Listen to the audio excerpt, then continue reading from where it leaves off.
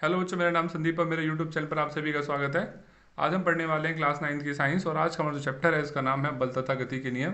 ये कक्षा 9 के की जो विज्ञान की जो बुक है उसमें पार्ट नंबर 9 है। ठीक है। और ये जो चैप्टर है वो काफ़ी ज़्यादा इम्पॉर्टेंट है, क्योंकि ये भौतिकी का है। मतलब हम देखें, अगर विज्ञान में हम तीन चीज़ें पढ़ते हैं, तीन टाइप के विज्ञान पढ़ते हैं। ठीक है। भौतिक विज्ञान, रासायनिक विज्ञान और जीव विज्ञान। ठीक। तो ये भौतिक विज्ञान का पार्ट नंबर 9 है। ठीक है। तो इस पार्ट का नाम है बल तथा गति के नियम। तो सबसे हम पहले चैप्टर स्टार्ट करने से पहले हम इस जो नाम लिखा हुआ है ना चैप्टर का, बल तथा गति के नियम, तो पहले हम जानेंगे बल क्या होता है ना। जैसे आप यहाँ देख रहे होंगे क्या लिखा हुआ है, बल। इस बल का मतलब क्या होता है भाई। ठीक है। बच्चों, आप में से कई लोगों ने ये देखा होगा कि अगर हम किसी चीज़ को धक्का दे रहे हैं, है ना, जैसे आप यहाँ पे देख रहे हैं, ये जो बच्चा क्या कर रहा है, अपनी हॉकी स्टिक से इस बॉल को धक्का दे रहा धक्का, है ना। पहले ये बॉल यहाँ रखी, जिसने धक्का दिया तब गेंद यहाँ से चल के यहाँ पहुँच गई ना। तो इसने क्या किया, इस गेंद को धक्का दिया। ठीक है। धक्का देने के बाद गेंद यहाँ से यहाँ पहुँच गई। तो ये क्या हुआ भाई, मतलब धक्का देना मतलब क्या, कि धक्का देकर उसने करा क्या, उसने बल लगाया। ठीक है। धक्का देना मतलब बल लगाना। ठीक है। तो बल को अगर हम समझें तो बल एक ऐसी चीज़ है ना, जिसे ना तो हम क्या कर सकते हैं, ना तो हम देख सकते हैं, है ना, ना तो हम उसे देख सकते हैं, न उसे महसूस किया जा सकता है। लेकिन इसके प्रभाव, इसका जो असर है ना, उनको हम देख सकते हैं, है ना।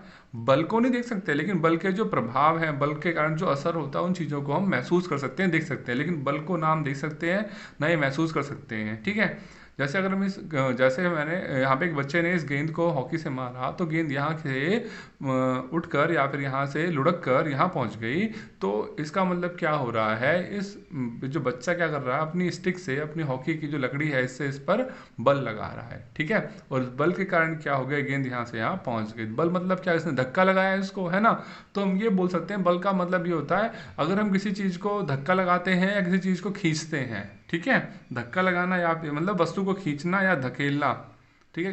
किसी भी वस्तु को जब हम धक्का देते हैं या फिर उस वस्तु को अपनी ओर खींचते हैं, तो हम ये बोलेंगे कि वस्तु पर बल कार्य कर रहा है। ठीक है। आई बात समझिए मैंने क्या बताया आपको, कि जब किसी भी वस्तु को धकेला जाता है, धक्का दिया जाता है, या फिर किसी भी वस्तु को क्या करते हैं हम लोग, खींचते हैं अपनी तरफ, तो हम ये बोल सकते हैं यहाँ पर बल कार्य कर रहा है। ठीक है। जैसे कि आप यहीं देखें, आपकी बुक में यहाँ पे देख रहे हैं क्या हो रहा है। यहाँ पे एक बच्चा इस ट्रॉली को क्या कर रहा है, धक्का मार रहा है, लिखा नीचे, धकेलने पर ट्रॉली लगाए गए बल की दिशा में गति करती है। तो यहाँ पर क्या देख रहे हैं, एक बच्चा इस ट्रॉली को धक्का दे रहा है, धक्का देने पे क्या हो रहा है, ये जो ट्रॉली है वो चल रही है। ठीक है। तो इसका मतलब धकेलना भी क्या एक प्रकार का बल है। ठीक है। अब ड्रॉअर को आप देखें, ड्रॉअर का जब हम आपके सबके घर में ड्रॉअर होगी, है ना। तो ड्रॉअर जब आप खींचते हैं तो बाहर की तरफ खुल जाता है ये। तो यहाँ पर क्या अगर खींच रहे हैं हम, तो खींचने पर भी मतलब खींचने पर यहाँ पर क्या लग रहा है, बल लग रहा है। ठीक है। तो हम ये बोल सकते हैं कि वस्तु को खींचना, धकेलना या ठोकर लगाना, ये सभी क्रियाएं वस्तु को गतिशील बनाती हैं। और जब हम किसी वस्तु पर बल लगाते हैं तो उसमें गति होती है। ठीक है। तो कहने का मतलब ये हुआ कि किसी भी वस्तु को धकेलना या फिर किसी वस्तु को खींचना क्या कहलाता है, बल कहलाता है। ठीक है। जब किसी भी वस्तु को हम अपनी तरफ खींचते हैं या फिर किसी भी वस्तु को हम धकेलते हैं, तो हम ये बोल सकते हैं कि वस्तु पर बल कार्य कर रहा है। ठीक है। आइए, यहाँ पर कुछ और भी एग्जाम्पल दे रखे हैं, उनसे हम इस बात को अच्छे से और समझने की कोशिश करेंगे। देखिए क्या लिखा हुआ, आप इस बात को पहले से जानते हैं कि बल का प्रयोग किस वस्तु में परिमाण बदलने, अर्थात वस्तु की गति को तेज या धीमी करने के लिए या उसकी गति की दिशा को बदलने के लिए भी किया जाता है। कहने का मतलब ये है, मान लीजिए आप और आपका दोस्त है, वो दोनों साइकिल, मतलब एक दोस्त आपका साइकिल पे जा रहा है आगे और आप उसके पीछे चल रहे हैं, पैदल चल रहे हैं। तो आप क्या करेंगे, अगर आप उसकी साइकिल में थोड़ा सा धक्का मार देंगे, तो आप क्या देखेंगे कि उसकी साइकिल की जो स्पीड है वो क्या हो, काफ़ी ज़्यादा बढ़ जाएगी, है ना। है ना। आपने कई बार से देखा होगा, अगर कोई दोस्त आपका साइकिल पे जा रहा है, आप थोड़ा सा धक्का मारें तो उसकी जो स्पीड होती है, उसकी गति होती है, वो बढ़ती है ना। तो हम क्या देखते हैं कि बल से क्या होता है, किसी भी वस्तु का जो परिमाण होता है, मतलब उसकी जो गति होती है, उसको बदला जा सकता है। ठीक। या फिर दूसरी बात करें गति की दिशा बदलने की, जैसे आप कई बार मैच देखते हैं टीवी में, मैच आ रहा है, जैसे कि अभी हाल फिलहाल में। तो जब बल्लेबाज, जब गेंदबाज बॉल डालता है, ठीक है, बॉल जब बल्लेबाज के पास पहुंचती है, बैट्समैन के पास पहुंचती है, तो बैट्समैन क्या करता है, अपने बैट से वो बॉल को मारता है ना। तो मारता है तो क्या, जब बॉल डाली, जैसे बॉल तो उसने ऐसे डाल दी, बॉल ऐसे जा रही है ऐसे, ठीक है, गेंदबाज ने बॉल फेंकी, बॉल ऐसे टप्पा खा के ऐसे जा रही है, पर जब गेंदबाज उसको बल्ले से मारेगा तो गेंद या तो यहाँ जाएगी या इधर जाएगी। मतलब बल्लेबाज क्या कर रहा है, अपने बल्ले से गेंद की जो दिशा है उसको बदल देता है। ठीक है, तो बल्ले से वो गेंद पर क्या करता है, बल लगाता है ना, जोर लगाता है, धक्का देता है, उसको मारता है। ठीक है, तो इसे हम क्या बोलेंगे, यहाँ पर बल कार्य कर रहा है। ठीक, और दूसरा ये क्या है कि ये बताया गया, आप यह भी जानते हैं किसी बल के प्रयोग द्वारा वस्तु की आकृति या आकार को भी बदला जा सकता है। ठीक है, जैसे यहाँ आप यहाँ देख रहे हैं, यहाँ पे एक स्प्रिंग दी गई है। स्प्रिंग को जब हम खींचेंगे, दोनों साइड से पकड़ के से खींचेंगे ऐसे, तो क्या देखेंगे, अभी तो देखिए इसका आकार छोटा सा, जब लेकिन हम इसको जब दोनों साइडों से पकड़ के खींच रहे हैं तो इसका आकार कैसा हो गया, बड़ा हो गया ना। तो हम क्या देख रहे हैं, बल लगाने से किसी भी वस्तु का जो आकार है उसमें भी परिवर्तन लाया जा सकता है। ठीक है, जैसे अगर हम यहाँ पर गुब्बारे की बात करें, इस गुब्बारे को जब हम दोनों हाथों से दबाएंगे तो क्या होगा, अभी तो गुब्बारा काफी बड़ा है, जब बल लगाने पर क्या होगा, इसका जो आकार है वो छोटा हो गया। तो हमने यहाँ पर क्या देखा, ये देखा कि बल लगाने पर क्या हो रहा है, वस्तु का जो आकार है वो भी परिवर्तित हो रहा है। ठीक है बच्चों, अब इस पहले पेज पर जो हमने पढ़ा है उन सभी चीजों को एक बार ना थोड़ा कॉपी पे लिख के रिवाइज कर लेते हैं। तो बच्चों, अब हम सबसे पहले क्या करेंगे, जो पहले पेज पर हमने जो भी पढ़ा है इस पार्ट में, उन सभी चीज़ों को एक बार थोड़ा रिवाइज कर लेते हैं पेज पर लिख के। ठीक है, ताकि आपको ये पता चल जाए कि अभी तक हमने क्या क्या पढ़ लिया। ठीक, तो सबसे पहले अभी हमने पढ़ा बल के बारे में। ठीक है, तो सबसे पहले हम लिख लेते हैं बल क्या होता है। भाई बल के बारे में लिख लेते हैं, बल क्या होता है। तो मैंने क्या बताया, किसी भी वस्तु को धक्का देना या फिर किसी भी वस्तु को खींचना क्या कहलाता है, बल कहलाता है। ठीक है, तो लिखेंगे किसी वस्तु को धक्का देना, किसी वस्तु को धक्का देना या खींचना, है ना। किसी वस्तु को जब हम धक्का देते हैं या खींचते हैं, खींचना बल कहलाता है। ठीक है, बल कहलाता है। आगे बस समझ में आपको बल क्या होता है। ठीक है, किसी भी वस्तु को धक्का देना या खींचना बल कहलाता है। ठीक, अब उसके बाद हम पढ़ते हैं क्या, कि बल के क्या क्या प्रभाव हैं। ठीक है, बल के प्रभाव। ठीक है, अभी हमने पहले पेज पे जो चीज़ें पढ़ी हैं उन्हीं चीज़ों को यहाँ पर अब हम पढ़ रहे हैं, बल के प्रभाव क्या होते हैं। ठीक है, तो बल के प्रभाव में सबसे पहले हमने क्या देखा, बल क्या करता है, किसी भी कोई वस्तु अगर विराम अवस्था में है तो अगर उसको धक्का लगाएं तो वो क्या होगी, गति अवस्था में आ जाएगी, है ना। जैसे कि मान लीजिए कि ये डब्बा रखा हुआ है, ठीक है, यहाँ पर अगर हम इसको धक्का लगाएंगे, अभी ये कौन सी अवस्था में, विराम अवस्था में, है ना। ठीक है, अवस्थाएं जो होती हैं दो प्रकार की होती हैं, विराम अवस्था, एक होती है गति अवस्था। विराम अवस्था में वस्तु एक जगह पर रखी हुई है, उसकी जो स्थिति है वो समय के साथ साथ परिवर्तित नहीं होती है। ठीक है, और गति अवस्था क्या होता है, कि गतिज अवस्था का मतलब है जो वस्तु है उसकी जो स्थिति है समय के साथ साथ लगातार परिवर्तित हो रही है, चेंज हो रही है। ठीक है, तो हम यहाँ पर भी क्या देख रहे हैं कि जो बल के प्रभाव में सबसे पहले क्या आएगा, अगर हम इस डब्बे को अगर हम धक्का लगाएं, धक्का लगाने से क्या होगा भाई, अब ये बॉक्स जो है वो ए यहाँ रखा हुआ है, ए पॉइंट पर धक्का लगाया, धक्का लगाने के बाद ये यहाँ पहुँच गया बी पॉइंट पर। तो क्या देखा हमने, जो बॉक्स था, मतलब जो डब्बा था, इसकी जो पोजीशन है, इसकी जो स्थिति है वो चेंज हो गई ना।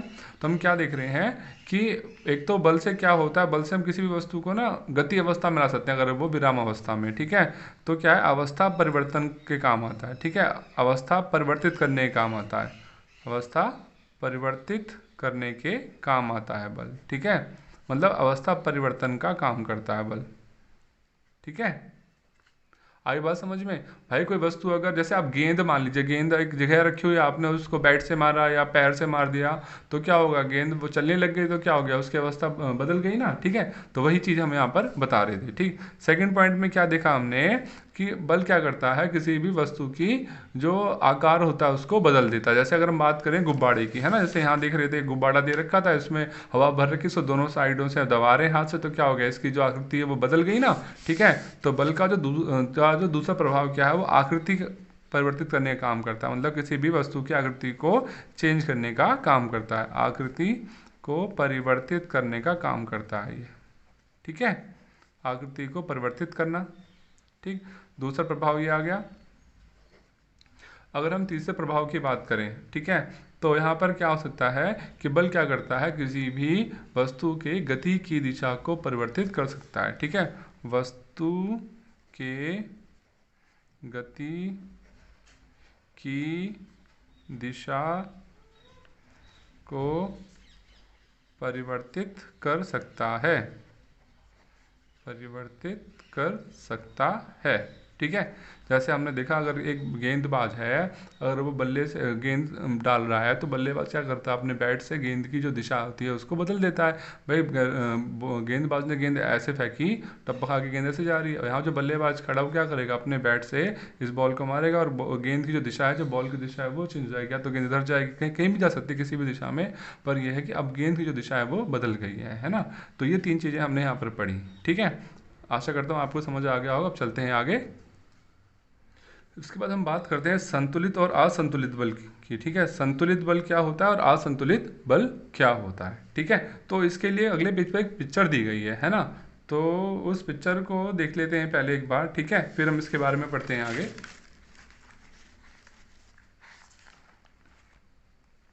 देखिए भाई, यहाँ पर एक ये टेबल दी गई है, इस टेबल के यहाँ पर पिक्चर दी गई है, इस पिक्चर को हमने देखना है और समझना है इसको। ठीक है, क्या दिया गया है इसमें।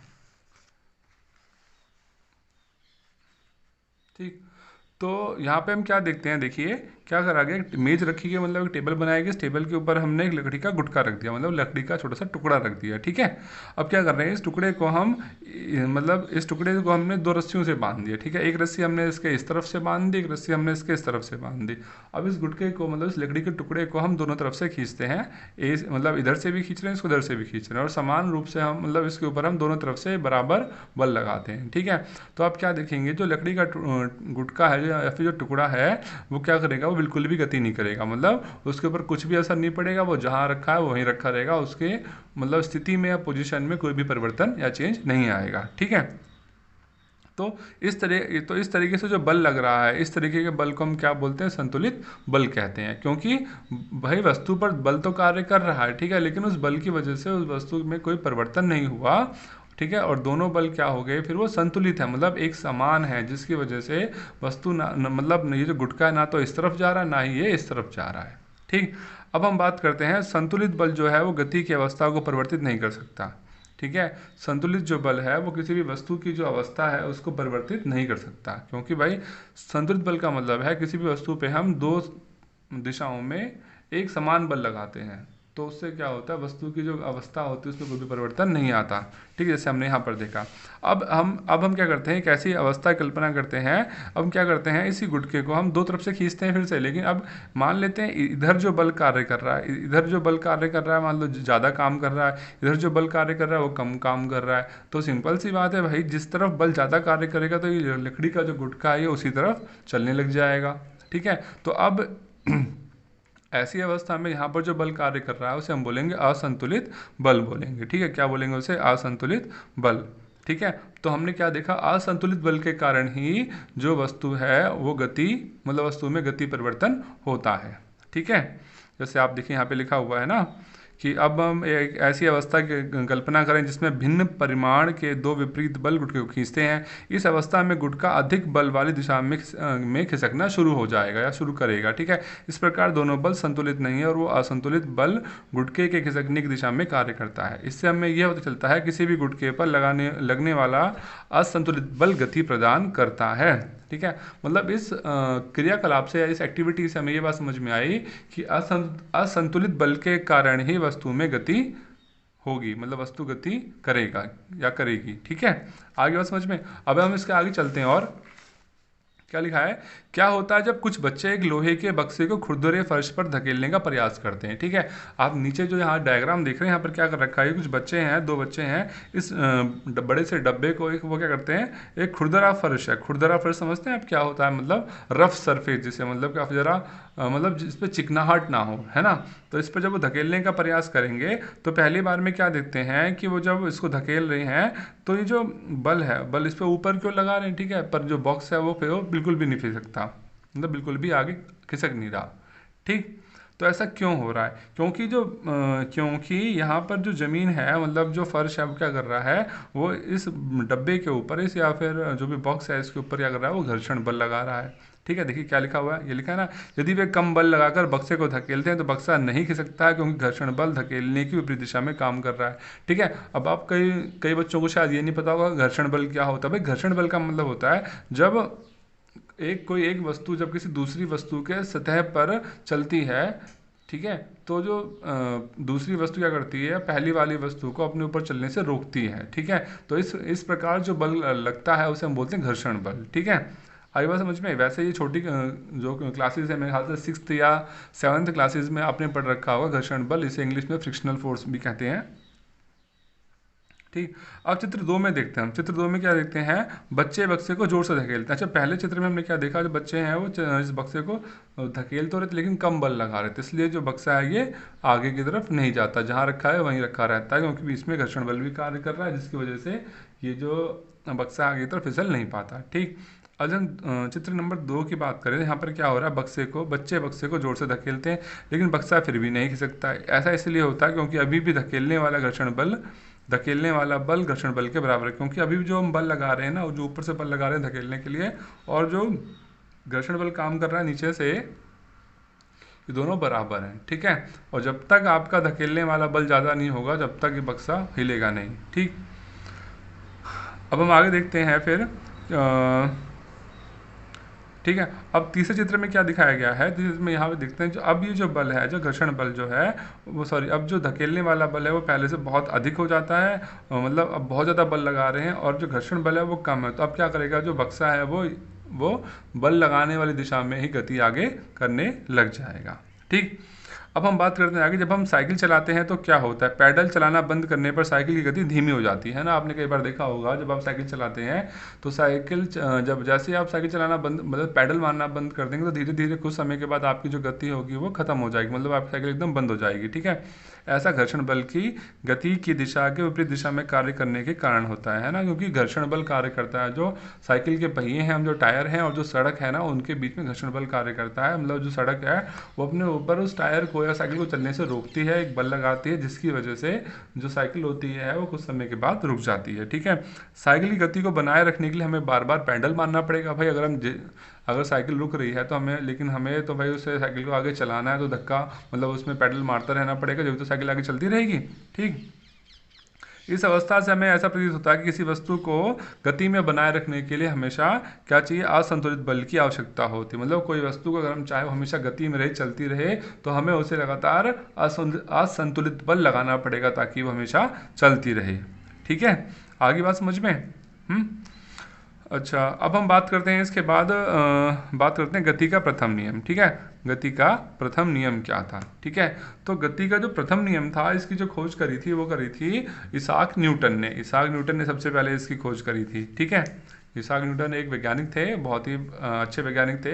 तो इन्होंने और भी कई सारी खोजें करी हैं, लेकिन फिलहाल जो आपने यहाँ पर पढ़ना है, गति के नियम पढ़ने हैं, तो उसमें जो पहला नियम है वो है गति का प्रथम नियम, ठीक है। तो इन्होंने क्या खोज करी भाई, देखते हैं इन्होंने खोज क्या करी थी। देखिए, सबसे पहले तो इन्होंने एक ये खोज करी, मतलब गति के नियमों में, कि इससे पहले ऐसा होता था, मतलब जब तक ये इनका नियम नहीं आया, तो उससे पहले हम लोग ये सोचते थे कि मान लीजिए अगर कोई वस्तु है, जैसे मान लीजिए आपने फुटबॉल को पैर से मार दिया। अब फुटबॉल आपने किक मार दी, किक मारने के बाद फुटबॉल तो कुछ दूरी के बाद चलने के बाद अपने आप रुक जाती है ना। तो लोग सोचते थे कि भाई ऐसे गेंद जो है, जो फुटबॉल, वो रुक क्यों गई, क्या कारण था, किसकी वजह से गेंद रुक गई, है ना भाई। कुछ ना कुछ तो रहा होगा जिसकी वजह से गेंद रुक गई है, ठीक है। तो ठीक, तो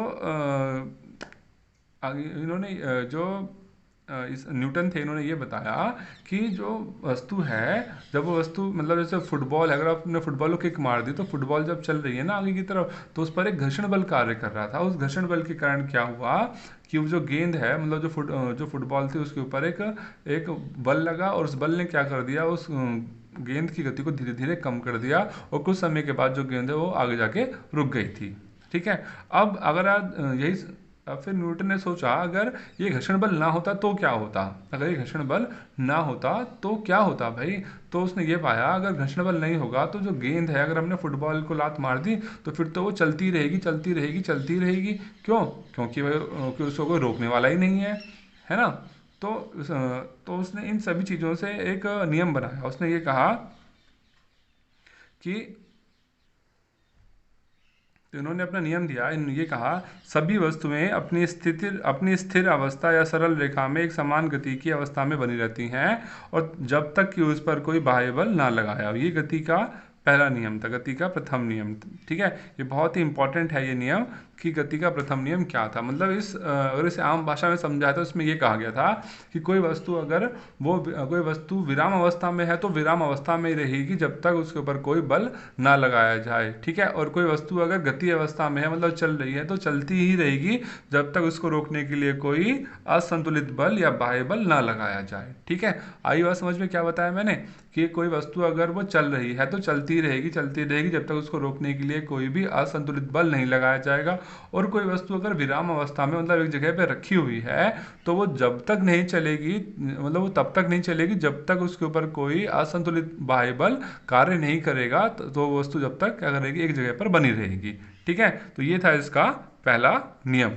ठीक है, अब हम इसको आगे पढ़ते हैं। आगे ये लिखा गया है, दूसरे शब्दों में प्रत्येक वस्तु अपनी गति की अवस्था में परिवर्तन का विरोध करती है। ठीक है, मतलब कोई भी वस्तु जब वो चलती है तो क्या करती है, वो जिस भी दिशा में जाती है वो क्या करती है, वो अपने परिवर्तन का मतलब जो वस्तु है उसकी अवस्था में जो भी परिवर्तन होता है ना, वो उसका विरोध करती है। मतलब कोई वस्तु अगर वो विराम अवस्था में है तो अगर हम उस पर धक्का लगाएंगे तो वो वस्तु कोशिश करेगी कि वो विराम अवस्था में रहने की कोशिश करेगी, वो गति अवस्था में आने से अपने आप को रोकती है। ठीक है, ये बातें हम कह रहे हैं हम। ठीक, गुणात्मक रूप से में किसी वस्तु के स्थिर अवस्था में रहने या समान वेग से गतिशील रहने की प्रवृत्ति को जड़त्व कहते हैं।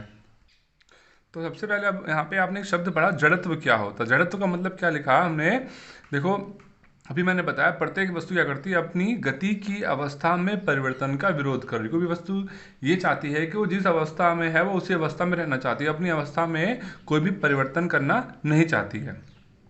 ठीक है, मतलब कोई वस्तु अगर विराम अवस्था में तो चाहती विराम अवस्था में रहे, और कोई वस्तु अगर गति अवस्था में तो वो चाहेगी वो गति अवस्था में रहे। मतलब वो हमेशा अपनी अवस्था में, उसकी अवस्था में जो भी परिवर्तन होता है उसको होने से रोकने की कोशिश करती है। ठीक है, तो इसी चीज़ को हम क्या करते हैं, वस्तु का जड़त्व कहते हैं। ठीक है, यहाँ पे आगे लिखा गया देखिए, गुणात्मक रूप से किसी वस्तु के स्थिर अवस्था में रहने या समान वेग से गतिशील रहने की जो प्रवृत्ति है, मतलब उसकी जो आदत है, वस्तु की आदत है कि वो अगर वो विराम अवस्था में है तो विराम अवस्था में रहने की कोशिश करेगी, और अगर वो चल रही है तो चलने की कोशिश करेगी वो।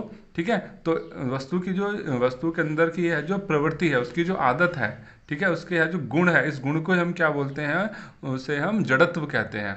ठीक है, इसी कारण से गति का पहला नियम जड़त्व का नियम भी कहलाता है। ठीक है, जो गति का नियम हमने पढ़ा ना कि अगर कोई वस्तु अगर विराम अवस्था में है तो वो विराम अवस्था में रहेगी जब तक उसके ऊपर कोई भी बाह्य बल ना लगाया जाए, और कोई वस्तु अगर गति अवस्था में है तो गति अवस्था में रहेगी जब तक उसके ऊपर कोई भी मतलब उसको रोकने के लिए कोई भी असंतुलित बाह्य बल ना लगाया गया हो। ठीक है, तो इस नियम को हम जड़त्व का पहला इसे गति का जो पहला नियम है इसे हम जड़त्व का नियम भी कहते हैं।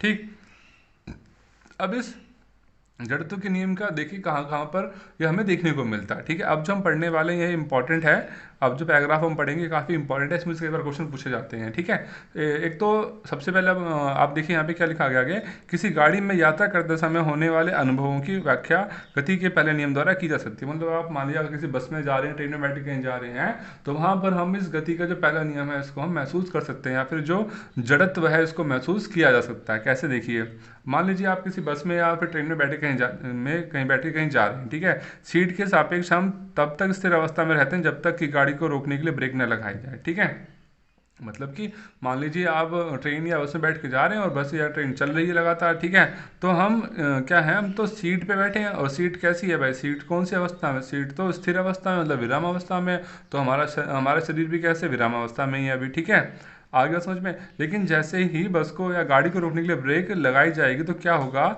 गाड़ी के साथ साथ जो सीट है वो भी स्थिर अवस्था में आ जाएगी। ठीक है, क्योंकि भाई गाड़ी तो अभी क्या है, गाड़ी चल रही है लेकिन हमारी जो सीट है वो विराम अवस्था में, लेकिन जैसे हम ब्रेक लगाएंगे तो गाड़ी तो पहले कैसी थी, गतिशील थी, लेकिन अब जब हमने ब्रेक लगाया तो गाड़ी रुक गई। गाड़ी रुकी तो हमारी जो सीट है वो भी आगे चलने से रुक जाएगी, है ना। तो हमने क्या देखा, ब्रेक लगाए जाने पर गाड़ी के साथ साथ सीट भी स्थिर अवस्था में आ जाती है, परंतु जड़त्व के कारण हमारा शरीर गतिशील रहता है ना।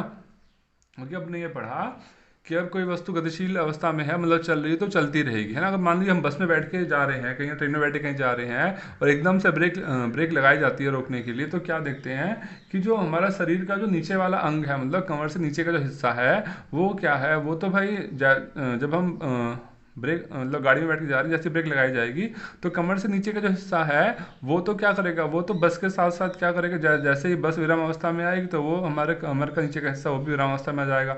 लेकिन कमर के ऊपर वाला जो भाग है ना, वो क्या करेगा, वो जड़त्व के कारण क्या करेगा, वो आगे की ओर चलने की कोशिश करेगा, और उसकी वजह से जैसे ही ब्रेक गाड़ी में मतलब ब्रेक लगती है तो हमें आगे की तरफ थोड़ा सा झटका महसूस होता है, हमें ऐसा लगता है जैसे हम आगे की ओर गिर जाएंगे, है ना। कई बार आपने देखा होगा, चाहे आप कार में बैठ के जा रहे हो, चाहे ट्रेन में बैठ के जा रहे हो, या गाड़ी में बैठ के जा रहे हो, मतलब बस वगैरह में, तो जब एकदम से ब्रेक लगाई जाती है तो हमें एकदम तो हमारा शरीर आगे की ओर झुक जाता है ना। वो क्यों झुकता है, क्योंकि कमर के नीचे का हिस्सा तो क्या होता है, वो तो बस या गाड़ी के साथ तो एकदम विराम अवस्था में तुरंत आ जाएगा, लेकिन जो ऊपर वाला हिस्सा है ना, कमर के ऊपर का हिस्सा, ये क्या करता है, ये जड़त्व के नियम के कारण मतलब मतलब गतिशील अवस्था में रहने की कोशिश करता है, उसकी वजह से हमें आगे तरफ झटका महसूस होता है। ठीक है, आगे बात समझ में। और इस तरह की दुर्घटनाओं से बचने के लिए हमें सुरक्षा बेल्ट का उपयोग, मतलब आपने देखा हो कई बार गाड़ियों के अंदर भी क्या होता है, सीट बेल्ट होती है ना, वो सीट बेल्ट को हम क्या बोलते हैं, वो सुरक्षा बेल्ट बोलते हैं ना, इसीलिए लगाई जाती है ताकि एकदम से ब्रेक लगे तो हमें कोई चोट वगैरह ना लगे। ठीक है, अब हम बात करते हैं इसके विपरीत अनुभव में हमें तब होता है जब हम बस में खड़े होते हैं। मान लीजिए आप बस के अंदर खड़े हैं, ठीक है, बस भी खड़ी है, ठीक है, बस चल नहीं रही है, बस एक जगह पे खड़ी है, तो आप क्या देखेंगे, तो हम क्या देखेंगे कि जैसे ही कोई बस या गाड़ी में हम खड़े होकर चलने की कोशिश करते हैं, तो खड़े हैं अभी हम, और जैसे ही वो बस चलने की कोशिश करेगी तो क्या होगा, ऐसी ऐसी स्थिति में हम पीछे की ओर झुक जाते हैं ना। आपने कहा होगा, मान लो किसी आप ट्रेन में खड़े हैं, है ना, बस में खड़े हैं, जैसे ही बस अचानक से चलती है तो हमारा जो शरीर होता है वो पीछे की ओर थोड़ा सा झुक जाता है ना। तो वो क्यों झुक जाता है, ठीक है, उसी के बारे में आप सोचिए ऐसा क्यों होता है, भाई शरीर पीछे की तरफ क्यों झुक जाता है। क्योंकि बस के अचानक गति में आ जाने से हमारा जो पैर है वो तो बस के फर्श के साथ साथ क्या होता है, गति अवस्था में आ जाता है, लेकिन जड़त्व के कारण क्या होता है, शरीर का जो ऊपरी भाग है, कमर से ऊपर का जो हिस्सा है, वो विराम अवस्था में रहने की कोशिश करता है या फिर इसकी गति का विरोध करता है, जिससे कारण हमें पीछे की तरफ झटका महसूस होता है। अब हम इसके बाद बात करेंगे जब कोई कार तेज गति के साथ किसी मोड़ पर मुड़ती है ना। कई बार हमने देखा होगा, एकदम गाड़ी को एकदम अचानक से काफ़ी स्पीड में मोड़ते हैं तो क्या होता है, हम एक और झुक जाते हैं ना, या गाड़ी को या फिर किसी भी चीज़ को, अगर बस को भी मोड़े या फिर बाइक को भी मोड़े तो हम एक तरफ को अचानक से झुक जाते हैं। ऐसा क्यों होता है, ये भी जड़त्व के नियम के कारण होता है। इसे भी हम आसानी से समझ सकते हैं। कैसे, देखिए, हमारा शरीर अपनी एक सरल रेखी गति में रहना चाहता है, ठीक है। जब हमारा जो शरीर है वो हमेशा सीधा चलना चाहता है, सीधा, ठीक है, मतलब जब हम एकदम से गाड़ी को मोड़ेंगे पर हमारा जो शरीर है वो तो एकदम सीधा चलना चाहेगा, ठीक है। तो क्या होता है, आगे देखिए, इंजन द्वारा कार की दिशा में परिवर्तन लाने के लिए एक असंतुलित बल लगाया जाता है। भाई गाड़ी का जो इंजन है वो क्या करता है, वो तो गाड़ी के अंदर बल लगाएगा, असंतुलित बल, ठीक है, तथा तब हम अपने शरीर के जड़त्व के नियम के कारण सीट पर एक और झुक जाते हैं, ठीक है। अब यहाँ पर हम बात करते हैं, अब यहाँ पर एक क्रियाकलाप दिया गया है, ठीक है। क्रियाकलाप में क्या बताया गया है, एक ही तरह की कैरम की गोटियों को एक के ऊपर एक रखकर ढेरी बनाएं, ठीक है। जैसे आप यहाँ देख रहे हैं कैरम बोर्ड में क्या किया गया है, इसमें बहुत सारी गोटियों को एक ऊपर एक रखा गया है, ठीक है। एक स्ट्राइकर को अपनी उंगली से तेजी से ढेरी की सबसे नीचे वाली गोटी पर टकराइए, ठीक है। तो हम क्या देखते हैं, आप देखेंगे कि केवल नीचे वाली गोटी ही शीघ्रता से ढेरी से बाहर आ जाएगी, है ना। इस पूरे ढेर में जब हम यहाँ स्ट्राइकर से गोली मारेंगे, तो स्ट्राइकर से इस पर धक्का लगाएंगे तो सबसे नीचे वाली जो गोली है वो उसमें से बाहर निकल जाएगी, ठीक है। पर जो ऊपर वाली जो ढेरियाँ हैं, मतलब जो ढेरी में सारी मतलब गोटियाँ थी, वो सारी सारी वैसी की वैसी ही उस पर रखी रहेंगी, ठीक है। ऐसा क्यों होता है, क्योंकि यहाँ पर जड़त्व का नियम कार्य कर रहा है, मतलब इस बाकी सभी जो गोटियाँ हैं वो सभी क्या हैं, वो जड़त्व के नियम के कारण, मतलब विराम अवस्था में पहले से थी, इसलिए वो विराम अवस्था में रहना पसंद करती हैं, वो आगे फिसलना नहीं चाहती हैं, ठीक है। लेकिन जो हमने बल लगाया वो सबसे नीचे वाली गोटी पे लगाया, इसलिए वो वाली गोटी यहाँ से फिसल कर आगे चली गई, ठीक।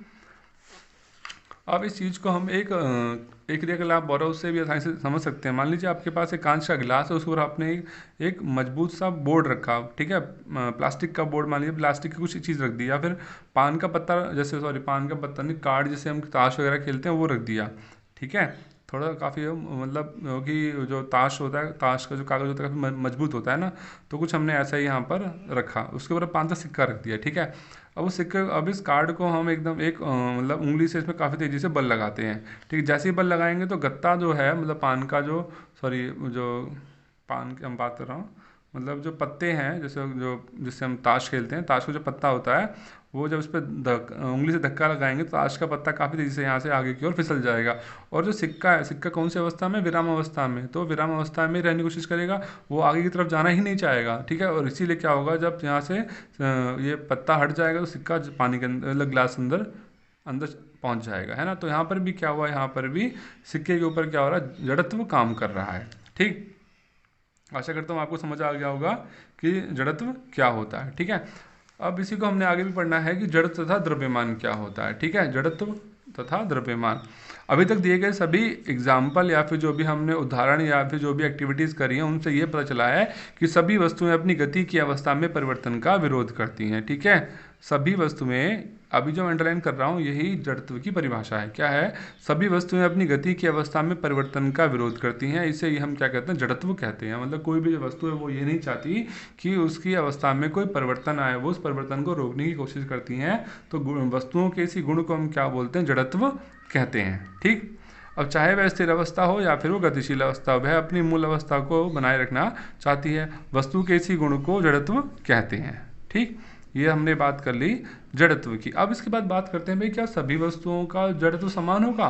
मतलब मान लीजिए एक छोटा सा पत्थर है, एक बहुत बड़ा पत्थर है, मतलब एक 5 रुपये का सिक्का ले लेते हैं हम, एक 5 रुपये का सिक्का ले लेते हैं, एक बहुत बड़ा पत्थर ले लेते हैं, तो क्या दोनों का जड़त्व जो समान होगा, नहीं होगा, सबका अलग अलग होगा, ठीक है। देखिए क्या लिखा हुआ आगे, क्या सभी वस्तुओं का जड़त्व समान होता है। तो यहाँ पर क्या दिख रहे हैं, हम जानते हैं कि कपड़ों से भरे बक्से को खिसका देने की अपेक्षा खाली बक्से को खिसकाना आसान होता है, ठीक है। तो क्या देखा हमने कि मान ली एक बक्सा है, उस बक्से में अगर कपड़े भर रखे हैं तो उस कपड़े से भरे बक्से को खिसकाना काफ़ी मुश्किल होगा और खाली बक्से को खिसकाना आसान होगा। उसी प्रकार जब हम एक फुटबॉल पर किक लगाते हैं तो वह कुछ दूरी तक चली जाती है, जबकि अगर हम उतने ही बल से किसी उतने ही बड़े पत्थर पर बल लगाएं तो वह पत्थर तो नहीं खिसकेगा, उल्टा हमारे पैरों में चोट लग जाएगी, ठीक है। आई बात समझ में। तो अब हमें इन चीज़ों से क्या समझ में आ रहा है कि हर एक चीज़ का जो जड़त्व है वो भी अलग अलग होता है, ठीक है। मतलब ये होगा कि जो वस्तु जितनी भारी होगी उसका जड़त्व उतना ही अधिक होगा, ठीक है। जड़त्व का जो सिंपल से जो संबंध है वो उसके मतलब वस्तु के द्रव्यमान से है। मतलब जो वस्तु जितनी ज़्यादा भारी होगी तो उसका जो जड़त्व है वो उतना ही अधिक होगा, ठीक है। तो ये लिखा है यहाँ स्पष्ट है कि भारी वस्तुओं का जड़त्व अधिक होता है।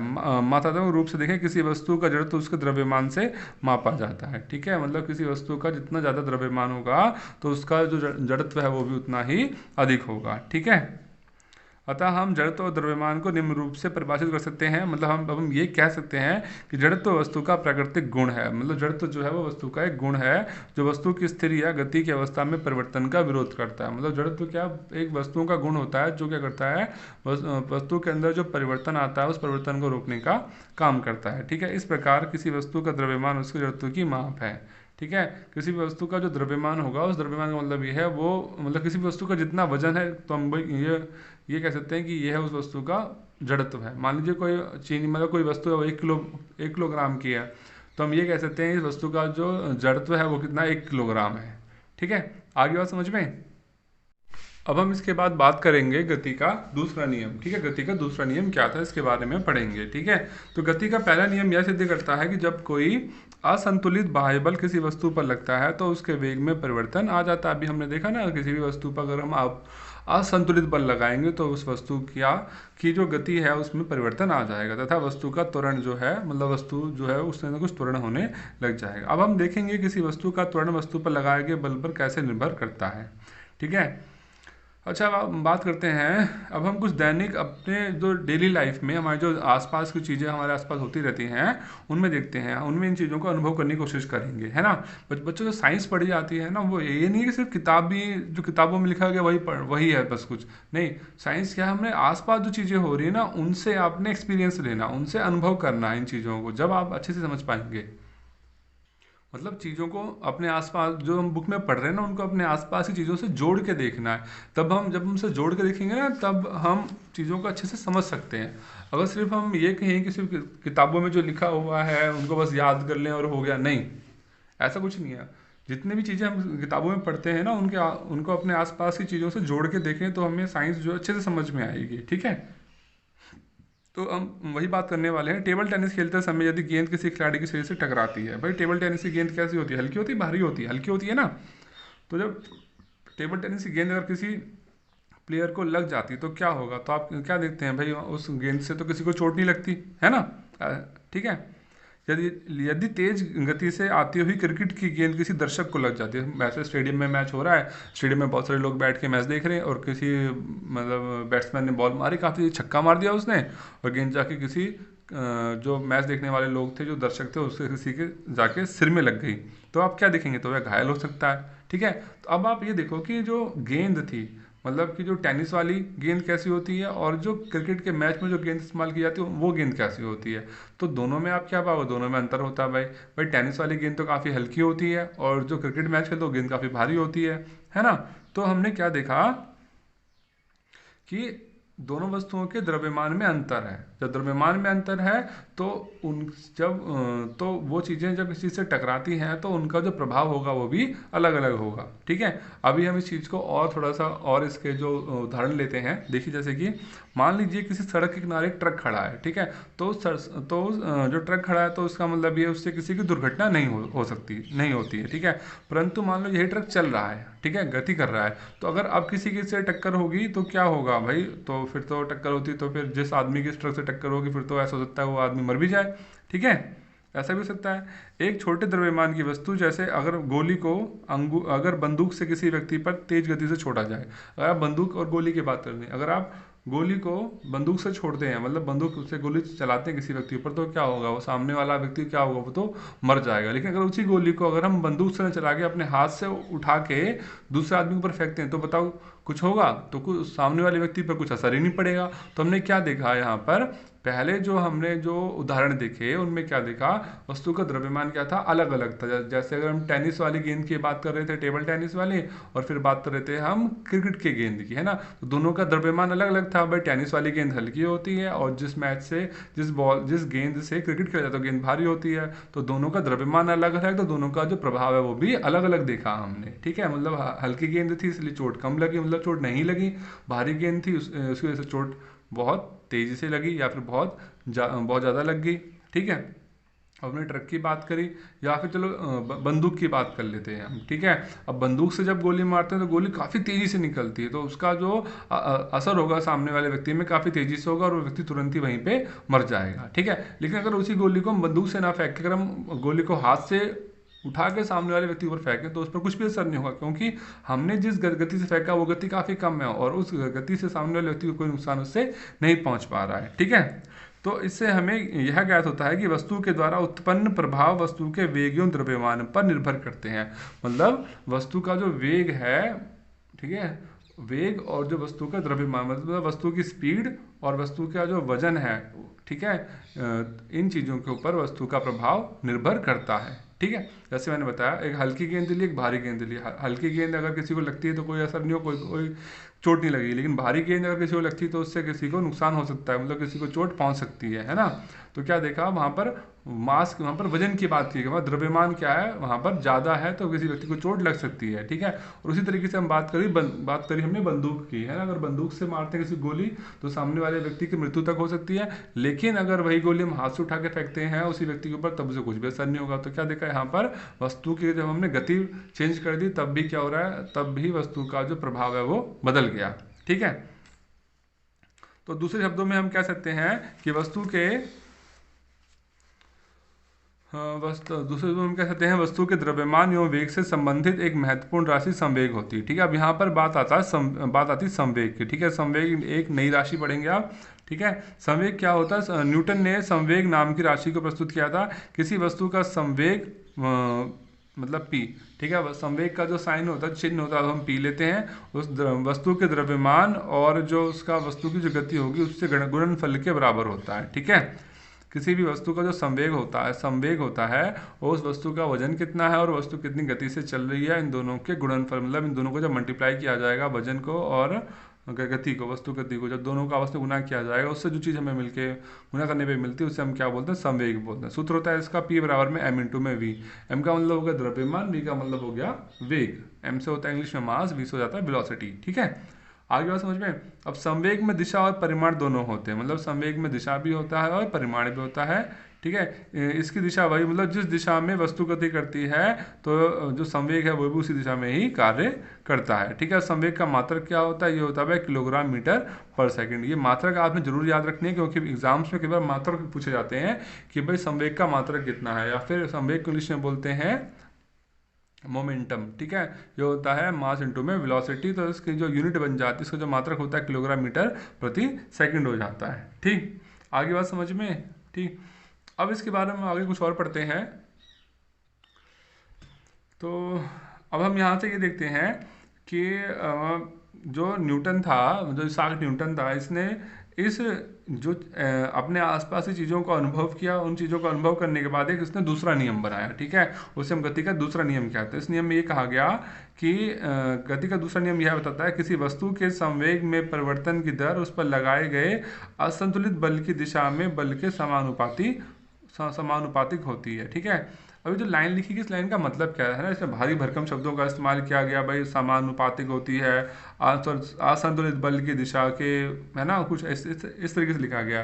तो कहने का मतलब ये है, किसी भी इस जो न्यूटन ने दूसरा नियम दिया, इस नियम में इसने ये कहा किसी भी वस्तु पर हम जितना ज़्यादा बल लगाएंगे, ठीक है, तो उसका जो संवेग है उतनी तेजी से परिवर्तित होगा। कहने का मतलब ये है, ये जो लाइन लिखी गई है, इस लाइन का मतलब ये है किसी भी वस्तु के ऊपर जितना ज़्यादा हम बल लगाएंगे तो उसका जो संवेग है वो उतनी ही तेजी से परिवर्तित होगा या चेंज होगा। ठीक, इसे हम कहते हैं गति का दूसरा नियम कहते हैं। ठीक है, अब ये जो गति का दूसरा नियम है ना, इसकी हमने क्या करनी है, इसकी हमें गणितीय गणना करनी है। ठीक है, ये गणना कैसे करनी है वो मैं आपको समझा देता हूँ, पेपर में कई बार पूछा गया है। ठीक है, इसलिए मैं इसको आपको पेज पर समझा देता हूँ अच्छे से। ठीक है, तो मान लिया आपके पास दो वस्तुएं हैं। ठीक है, मान लेते हैं एक वस्तु है आपके पास, उसका द्रव्यमान कितना है, m मान लिया। ठीक है, मतलब उसका वजन कितना है, m।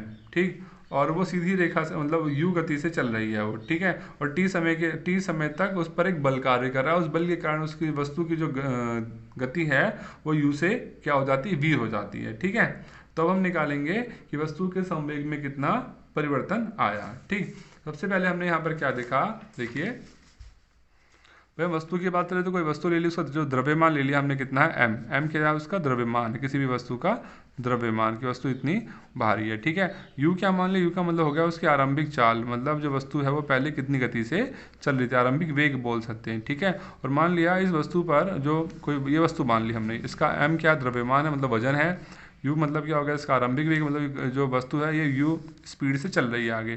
ठीक है, इस पर हमने कुछ बल लगाया, इधर से हमने इस पर बल लगा दिया, बल मतलब F। ठीक है, तो हमने ये बल लगाया। बल लगाने से क्या होगा भाई, जो इसकी जो स्पीड है वो चेंज हो जाएगी। जैसे आपका दोस्त साइकिल पे जा रहा है, अगर आप उस साइकिल को पीछे से धक्का देंगे तो क्या होगा, उसकी स्पीड बदल जाएगी ना, ज़्यादा हो जाएगी ना। तो यहाँ पर भी तो क्या होगा, इस जो डब्बे की स्पीड है वो चेंज हो जाएगी। ठीक है, इसकी जो स्पीड मतलब जो वेग है वो चेंज होकर ये बन गया v, इसे बोलेंगे अंतिम वेग। ठीक है, इसे आरंभिक वेग, इसे अंतिम वेग। आगे बात समझ में। तो अब हम वस्तु का संवेग निकालेंगे। अब हम निकालेंगे आरंभिक संवेग, मतलब जब वस्तु चल रही थी, जब उसका आरंभिक वेग u था, तब उसका कितना संवेग था। ठीक है, तो यहाँ हम बोलेंगे आरंभिक संवेग कितना होगा भाई, द्रव्यमान का सूत्र अभी मैंने आपको संवेग का सूत्र बताया क्या होता है, इसका सूत्र होता है P गुना में mv। ठीक है, संवेग का सूत्र होता है मास गुना में वेलोसिटी, द्रव्यमान गुना में वेग। तो आरंभिक वेग संवेग की बात करें कितना हो जाएगा, m। ठीक है, द्रव्यमान m है और आरंभिक वेग कितना u, तो आ गया m इंटू में u। इसको मान लेते हैं हम P1 मान लेते हैं। ठीक है, फिर निकालेंगे P2। P2 मतलब हो गया अंतिम संवेग। ठीक है, अंतिम संवेग। तो भाई मास मतलब m से क्या होता है, द्रव्यमान कितना m है, और v का मतलब हो गया वेलोसिटी, अंतिम वेग कितना v आ गया ये। ठीक है, तो हमने क्या देखा, आरंभिक वेग तो आ गया mu और अंतिम वेग आ गया mv। अब हमने क्या, इसमें जो गति का जो दूसरा नियम उसमें ही कहा गया था कि जो बल होगा वो क्या करेगा, वो मतलब जो बल है, मतलब किसी वस्तु पर जितना ज़्यादा बल लगाएंगे तो उसका जो संवेग है उतनी तेज़ी से परिवर्तित होता है। ठीक है, मतलब जो बल होता है वो क्या होता है, संवेग के परिवर्तन की दर के बराबर होगा, समानुपाती होगा। मतलब किसी भी वस्तु का संवेग जितनी तेज़ी से चेंज होगा तो मतलब उस वस्तु पर उतना ही ज़्यादा बल कार्य करेगा, ऐसा कह सकते हैं। ठीक, तो हम यहाँ पे निकालेंगे वस्तु के संवेग में कितना परिवर्तन आया। ठीक है, तो ये क्या है, जो बल होता है वो वस्तु के संवेग में परिवर्तन जो आता है उसके समानुपाती, मतलब इसके ऊपर डिपेंड करता है ये। ठीक है, तो P2 कितना आपके पास, ये mv माइनस में क्या लिखा हमने mu, यहाँ से m इसमें से कॉमन निकाल लेंगे तो क्या आएगा v माइनस में u। ठीक है, आगे बात समझ में ये। अब यहाँ पर हम बात करेंगे समय की। ठीक है, अभी तो हमने संवेग में परिवर्तन निकाला, कितना परिवर्तन हो रहा है। अब परिवर्तन की दर निकालेंगे। जब दर की बात करेंगे तो क्या करेंगे, इसको हम t से भाग कर देंगे। क्या कर देंगे, t से भाग। ठीक है, यहाँ लगा देंगे t। ठीक, तो f यहाँ जाएगा। अब आपको पता है v माइनस यू बटे टी, ये किसका सूत्र होता है, ये होता है त्वरण का सूत्र होता है। तो इसको हटा के हम क्या लिख लेंगे, a का मतलब होता है त्वरण। ठीक है, तो f बराबर क्या आ गया, एम ए आ गया। ठीक है, अब जब यहाँ से ये जो समानुपात के चिन्ह को हटाएंगे तो यहाँ लगा देंगे k। ठीक है, बराबर आ गया m इंटू में a। ठीक, और k का मतलब क्या है, k एक स्थिरांक है। स्थिरांक मतलब एक कांस्टेंट होता है। ठीक है, इसी से बोलते हैं कांस्टेंट। तो f बराबर क्या आ गया, एम ए। तो या फिर हम k का मान अगर 1 मान लें यहाँ पर हम, तो f का मान कितना आ जाएगा, f बराबर आ जाएगा m इंटू में a। मतलब बल का सूत्र आ गया है, मास गुना में, मतलब द्रव्यमान गुना में त्वरण। ठीक है, ये वस्तु, ये बल का सूत्र है आपके पास जो मिल गया है कि बल क्या होता है, द्रव्यमान गुना में त्वरण के बराबर होता है। तो इससे आगे बढ़ते हैं यहाँ पे कि बल का, अच्छा बल का मात्रक तो हमें पता है क्या होता है, न्यूटन होता है ना। बल को न्यूटन में नापते हैं। ठीक है, अब इसके बाद बात करते हैं गति के द्वितीय नियम का प्रयोग कहाँ कहाँ होता है। ठीक है, दैनिक जीवन में देखते हैं इसका प्रयोग कहाँ कहाँ पर होता है। आपने देखा होगा अगर कोई भी क्रिकेट मैच चलता है तो वहाँ पर जो फील्डर होते हैं, जो क्षेत्ररक्षक होते हैं, जब वो गेंद को पकड़ते हैं, अपनी ओर आ रही गेंद को तो कैच करने की कोशिश करते हैं, तो क्या करते हैं, वो अपने हाथों को पीछे की ओर ले जाते हैं, है ना। जैसे आप यहाँ देख रहे होंगे, देखिए इधर पिक्चर में फोटो यहाँ दिखाई दे रही है आपको। देखिए यहाँ पर ये जो फील्डर है, मतलब क्षेत्र रक्षक, क्या कर रहा है, वो गेंद को अपनी तरफ, जब गेंद दूसरी तरफ आ रही है, उसे कैच करने की कोशिश कर रहा है, तो क्या कर रहा है, देखिए दूसरी वाली पिक्चर में आप, कि यहाँ पर वो धीरे धीरे अपने हाथों को पीछे की ओर लेके जाता है। तो ऐसा क्यों करता है भाई, ऐसा करने का कारण क्या है। ठीक है, तो ये थोड़ा ना है कि अपनी मर्जी आ रही है हम अपना हाथ आगे पीछे दाएं बाएं कहीं भी घुमाते रहें, ऐसा कुछ नहीं है। जब चीज़ें आगे आसपास जो भी चीज़ें होती हैं उनको ज़रा वैज्ञानिक ढंग से या विज्ञान की दृष्टि से, थोड़ा विज्ञान की दृष्टि से थोड़ा सोचने की कोशिश कीजिए, ऐसा क्यों हो रहा है। ठीक है, उसमें ऐसा क्या हो रहा होगा, किस कारण से ऐसा हो रहा है यहाँ पर। ठीक, तो भाई ऐसा करके क्षेत्ररक्षक क्या करता है, गेंद के वेग को शून्य करने में अधिक समय लगाता है। भाई जैसे देखो, जब गेंद उस खिलाड़ी के पास आ रही है तो खिलाड़ी क्या करेगा, अपने मतलब जो फील्डर है, जो क्षेत्ररक्षक क्या करेगा, अपने हाथों को पीछे की तरफ ले जाएगा। उससे क्या होगा, गेंद तो काफ़ी तेज़ी से उसके हाथ की तरफ आएगी। तो क्या करेगा, जब हाथों को पीछे की तरफ ले जाएगा तो गेंद को रोकने में क्या करेगा, उससे ज़्यादा समय मिल जाएगा। क्योंकि जब हाथों को पीछे की तरफ लेके जाएगा तो हाथ भी तो उसके भी कौन सी अवस्था में है, वो गतिशील अवस्था में है। तो धीरे धीरे करते करते करते क्या, वो जब गेंद को यहाँ से जब वो यहाँ तक लेके आएगा ना, तो उससे गेंद को धीरे धीरे करते करते वो रोकेगा, है ना, थोड़ा थोड़ा करके रोकेगा। तो उससे क्या होगा, जो उसके हाथों पे कोई चोट नहीं लगेगी और गेंद क्या है, वो आसानी से उसके हाथों में रुक जाएगी। ठीक है, देखिए यहाँ पे क्या लिखा हुआ आगे, ऐसा करके क्षेत्ररक्षक गेंद के वेग को शून्य करने में अधिक समय लगाता है। इस प्रकार संवेग परिवर्तन की दर कम हो जाती है। ठीक है, मतलब जो संवेग में परिवर्तन हुआ वो काफ़ी कम होगा। ठीक है, अगर तेज गति से, अगर इसी काम को क्या, अगर वो मतलब ऐसे करता है कि अपने हाथों को पीछे की तरफ लेके नहीं जाता, तो क्या होगा। देखिए क्या लिखा हुआ है, तेज गति से आ रही गेंद का प्रभाव हाथ पर कम पड़ता है। ठीक है, अगर गेंद को अचानक रोकने पर, अगर गेंद अचानक से आ रही हो और तीव्र गति से आ रही हो, अगर हम अपने हाथों को पीछे की तरफ लेके ना जाएं तो गेंद को रोकने के लिए काफ़ी कम समय मिलेगा।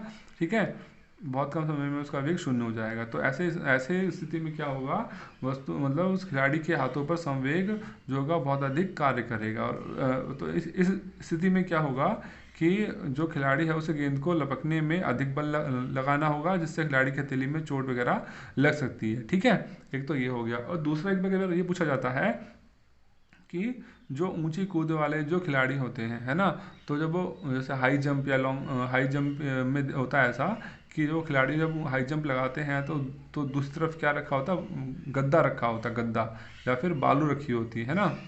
तो क्यों ऐसा क्यों होता है भाई, ताकि जब वो हाई जंप लगाए मतलब ऊंची कूद लगाएं, तो लगाने के बाद जब वो उस गद्दे पर गिरे या फिर बालू पर गिरेंगे ना, तो उनका जो संवेग परिवर्तन होगा काफ़ी धीरे धीरे होगा, और उससे क्या होगा, उनके शरीर पर चोट नहीं लगेगी। ठीक है, ठीक।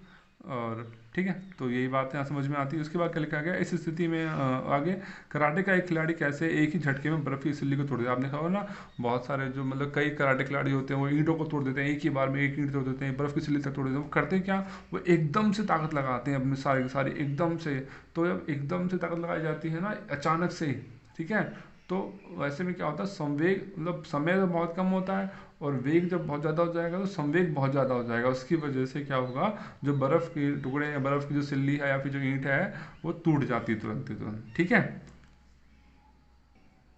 बच्चों, अब अगले पेज पे यहाँ पर कुछ इसके उदाहरण दे रखे हैं, मतलब जिन्हें हम इंग्लिश में न्यूमेरिकल मतलब एग्जाम्पल कहेंगे, लेकिन एग्जाम्पल भी कह सकेंगे इसके। ये दे रखे हैं हमें, न्यूमेरिकल्स दे रखे हैं, मतलब कुछ क्वेश्चन दे रखे हैं, सवाल जिसे हम कहते हैं। तो ये चैप्टर पहले हम इसकी पूरी थ्योरी कर लेते हैं, उसके बाद इन क्वेश्चंस को समझेंगे आराम से, है ना।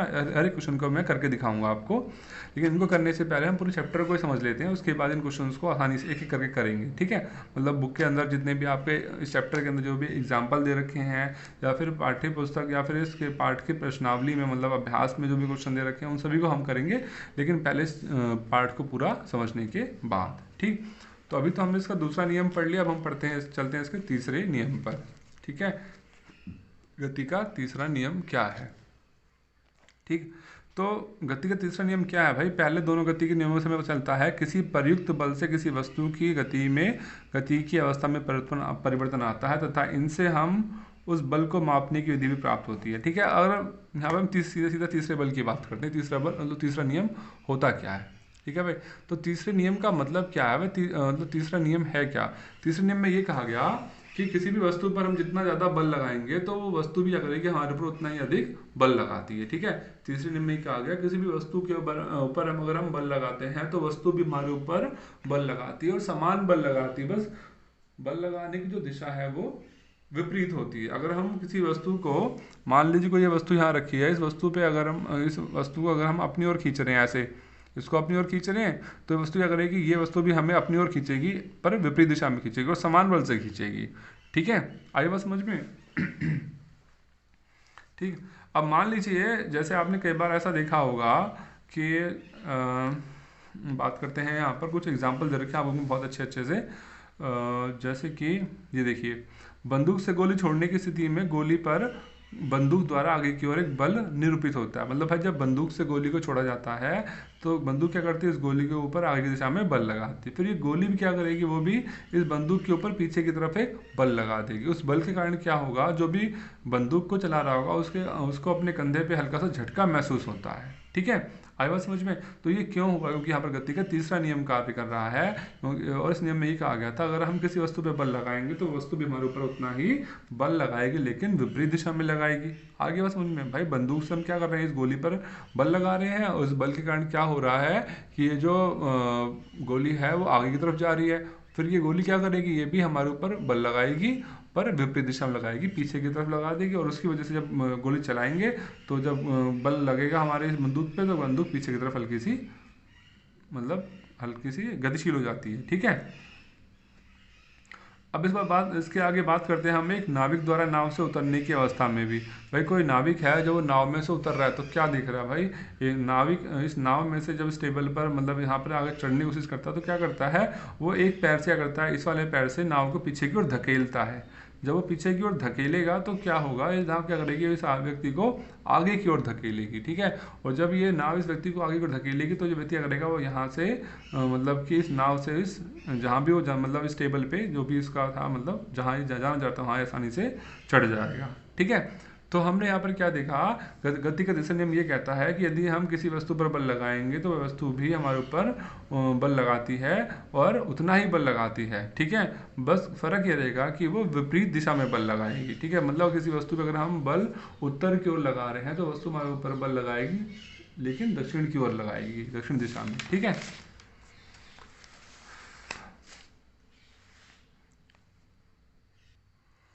अब इसके बाद हमने पढ़ना है संवेग संरक्षण क्या होता है। संवेग संरक्षण, ठीक है। संवेग संरक्षण में हमने ये पढ़ना है किसी भी वस्तु पर, मतलब कोई भी वस्तु है उस वस्तु पर जो संवेग काम करेगा। मतलब मान लो कोई दो वस्तुएं हैं, दो वस्तुओं की आपस में टक्कर होती है, ठीक है। तो टकराने से पहले और टकराने के बाद जो वस्तुओं का संवेग होगा वो हमेशा बराबर रहेगा, उनके संवेग में कोई भी परिवर्तन नहीं आता है, ठीक है। जैसा कि यहाँ पे लिखा गया है कि इसमें जो लिखा गया है मैं आपको ना एक पेज पे से हल करके दिखाता हूँ कि कई बार ये चीज़ें पूछी जाती है, मतलब हल करने के लिए आ जाती है पेपर में, ठीक है। कि संवेग संरक्षण को आप सिद्ध कीजिए, ठीक है। तो मैं इसे हल करके एक पेज पे समझा देता हूँ ताकि अगर आपके एग्जाम में आ जाए तो आप इसे आसानी से कर सकें, ठीक। तो मान लेते हैं आपके पास दो वस्तुएं हैं, मान लेते हैं आपके पास दो वस्तुएं हैं भाई, ठीक है। मान लिया आपके पास दो वस्तुएं हैं, मतलब दो गेंदे हैं, एक गेंद है P, एक गेंद है Q। इसका जो वजन है इस वाली गेंद का मान लेते हैं MP है, इस वाली गेंद का वजन मान लेते हैं MQ है। दोनों इस दिशा में गति कर रही हैं, एक ही दिशा में, ठीक है। इसकी जो गति है मान लेते हैं UP है, इसकी जो गति है वो मान लेते हैं UQ है, ठीक है। और ये मान लेते हैं कि जो पहले वाली जो गेंद है इसकी जो गति है वो इससे ज़्यादा है, मतलब UP जो है वो UQ से ज़्यादा है, मतलब इस वाली गेंद की स्पीड ज़्यादा है, इस वाली गेंद की स्पीड कम है। और भाई अगर दोनों की स्पीड सेम सेम हो जाएगी तो क्या होगा, दोनों की आपस में टक्कर ही नहीं होगी, इसलिए एक की स्पीड कम करनी पड़ेगी, एक की ज़्यादा, जब तो आपस में दोनों टकराएंगे, ठीक है। और मान लिया दोनों कुछ दूर जाने के बाद आपस में टकरा जाते हैं इस तरीके से, ठीक।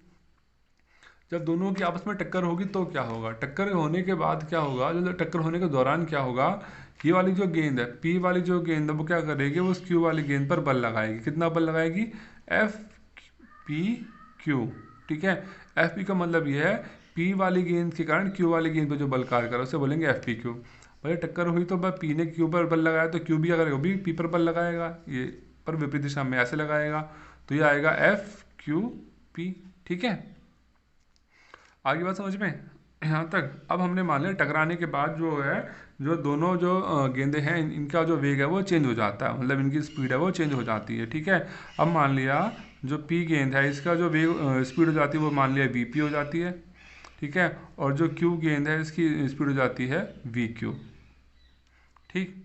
अब हम निकालेंगे इनके वेग में कितना, अब हम निकालेंगे कि इनके जब ये दोनों गेंदों के आपस में टक्कर हुई तो इन पे हमने क्या देखा, एक दूसरे पे बल कार्य करेगा। और अभी हमने तीसरे नियम में क्या पढ़ा कि जब एक वस्तु किसी दूसरे वस्तु पे बल लगाती है तो पहले वाली वस्तु भी दूसरे पे बल लगाएगी। बल कैसा होगा, समान होगा, मतलब इक्वल होगा, मतलब ये दोनों बल भी कैसे होने चाहिए, समान होने चाहिए। क्या लिखते हैं, FPQ किसके बराबर हो जाएगा, FQP के। भाई क्योंकि बल कार्य कर रहा है, बल तो कैसा होगा, समान होगा। लेकिन क्या है, बल समान तो है लेकिन विपरीत दिशा में कार्य कर रहा है। भाई ये वाला बल तो इस दिशा में कार्य कर रहा है, FPQ तो ऐसे काम कर रहा है, और जो FQP है वो इस दिशा में काम कर रहा है, मतलब दोनों की दिशाएं एक दूसरे के विपरीत हैं। तो विपरीत चीज को जब विपरीत चीजें एक दूसरे के बराबर होती है ना, तो उनको हम लिखते हैं बराबर, तो यहाँ पे साइन लगाते हैं माइनस का, ठीक है। क्योंकि माइनस का जो मतलब ये है, ये इसके बराबर तो है लेकिन विपरीत दिशा में बराबर है इसके, ठीक है। अब भाई यहाँ पे लगा हमने FP मतलब हो गया, ये बल हो गया, मतलब फोर्स हो गया, ठीक है। तो ये देखना है कि जब ये वाली जो गेंद है P गेंद वो Q पर कितना बल लगा रही है, ठीक। तो हमने ये निकालना पड़ेगा। तो अभी थोड़ी देर पहले हमने सूत्र पढ़ा था फोर्स का या बल का, क्या पढ़ा था हमने, F बराबर क्या होता है भाई, क्या पढ़ा था हमने, ये पढ़ा था M ब्रैकेट में क्या था, V माइनस U बटे में T, है ना, कुछ ऐसे ही पढ़ा था हमने। तो वो हम निकाल लेते हैं यहाँ पर, वही सूत्र यहाँ लगाना है आपने, आ जाएगा F बराबर में, मतलब ये हम निकाल रहे हैं P जब इस पे बल लगा रही Q वाली गेंद पे, ठीक है। तो P गेंद का वजन कितना है, MP, तो क्या लिख लेंगे यहाँ पर MP। और फिर क्या करेंगे, VU, मतलब कि बाद वाले वेग में से पहला वाला वेग माइनस करना है। तो बाद वाला वेग कितना है, VP है, पहले वाला वेग कितना था, UP था। तो जाएगा VP माइनस में UP बटे में क्या होता है T, मतलब समय। ये बराबर होगा, साइन माइनस का लगा देंगे, FQP, मतलब ये वाली जो गेंद है वो इस P वाली गेंद पर कितना बल लगा रही है, ठीक।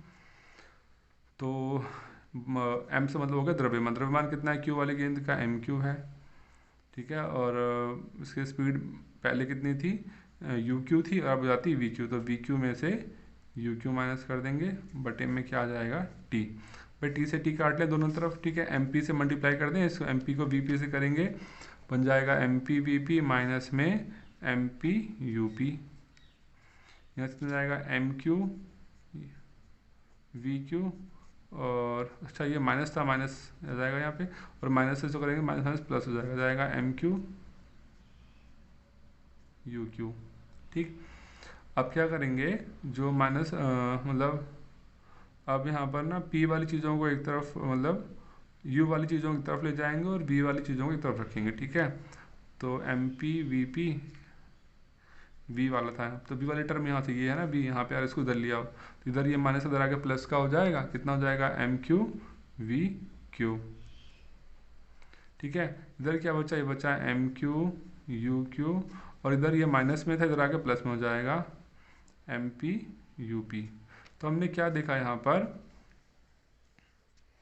ये क्या, ध्यान से देखो ये क्या लिखा हुआ है, ये लिखा हुआ है एम पी वी पी, मतलब तो ये एम क्यू वी क्यू मतलब ये क्या, ये अंतिम संवेग, और ये क्या प्रारंभिक संवेग। तो हमने क्या देखा कि जो प्रारंभिक मतलब जो अंतिम संवेग है और जो प्रारंभिक संवेग दोनों दूसरे के क्या आ रहे हैं, बराबर आ रहे हैं, है ना। मतलब क्या हो रहा है, वस्तु का जो संवेग है उसमें कोई भी परिवर्तन नहीं आ रहा, मतलब दोनों जो गेंदें थी जितना उनका संवेग टकराने से पहले था, ये जो संवेग आया टकराने से पहले, और ये जो संवेग है या टकराने के बाद का। ठीक है, तो टकराने से पहले और टकराने के बाद तो संवेग क्या है, वो आपस में बराबर है। ठीक है, आगे बात समझ में। ठीक है, तो इसे हम क्या कहते हैं, इसे हम संवेग संरक्षण का नियम कहते हैं। ठीक, तो इस प्रकार से हमारा जो चैप्टर है वो पूरा कंप्लीट हो गया, मतलब इस चैप्टर की जो थ्योरी है वो हमने सारी पढ़ ली है। अब हम क्या करेंगे, इसके अगली वीडियो में क्या करूँगा, मैं इस पार्ट के अंदर जितने भी मतलब सवाल हैं, जैसे यहाँ पे लिखा हुआ ना ये 2 किलोग्राम एक पिस्टल, है ना, मतलब सब चैप्टर के बीच बीच में जो भी सवाल हैं, और चैप्टर के लास्ट में जो भी इसके अभ्यास के अंदर जितने भी प्रश्न उत्तर हैं,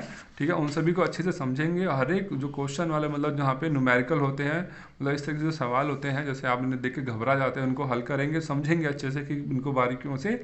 ठीक है, तो इसके लिए हमें अगली वीडियो बनानी पड़ेगी। ठीक, तो अगर आपको मेरी वीडियो अच्छी लगी है तो प्लीज़ मेरी वीडियो को लाइक कीजिए, शेयर कीजिए और मेरे चैनल को सब्सक्राइब कीजिए। और हाँ, अगर कोई भी डाउट है किसी भी प्रकार का आपके मन में लगा कि हाँ ये चीज़ हमें नहीं समझ आई है, तो प्लीज़ पहले तो वीडियो को एक बार दोबारा से देख लेना, है ना। अगर एक बार में चीज़ें नहीं समझ आई तो दोबारा से वीडियो देखो, हो सकता है समझ में आ जाए। और जब भी कुछ बात नहीं समझ में आती है आपको, तो प्लीज़ कमेंट कर जरूर कीजिएगा कि हमें ये बात समझ में नहीं आई है। ठीक है, तो फिर मिलते हैं अपनी नेक्स्ट वीडियो में।